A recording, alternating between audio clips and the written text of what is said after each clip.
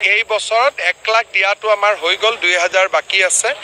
এতিয়া আমি নতুনকৈ 50,000 চাকৰি দিম আৰু এইবাৰ চাকৰি দিওঁতে আমি এটা বিশেষ নীতি লৈছোঁ। এখন ঘৰতে যাতে 2-3টা চাকৰি নহয়, সেইকাৰণে যি পৰিয়ালত এটাও চাকৰি নাই তেনেকুৱা পৰিয়ালৰ সদস্যক আমি 10 নম্বৰ এক্সট্ৰা কৰি দিম, 50,000। এই বছৰত 1 লাখ দিয়াটো আমাৰ হৈ গ'ল, 2000 বাকী আছে। এতিয়া আমি নতুনকৈ 50,000 চাকৰি দিম আৰু এইবাৰ চাকৰি দিওঁতে আমি এটা বিশেষ এই বছৰত 1 লাখ দিয়াটো আমাৰ হৈ গ'ল, 2000 বাকী আছে। এতিয়া আমি নতুনকৈ 50,000 চাকৰি দিম আৰু এইবাৰ চাকৰি দিওঁতে আমি এটা বিশেষ নীতি লৈছোঁ।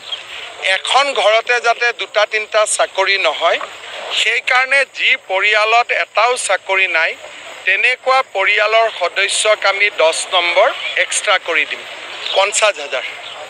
এই বছৰত 1 লাখ দিয়াটো আমাৰ হৈ গ'ল, 2000 বাকী আছে। এতিয়া আমি নতুনকৈ 50,000 চাকৰি দিম আৰু এইবাৰ চাকৰি দিওঁতে আমি এটা বিশেষ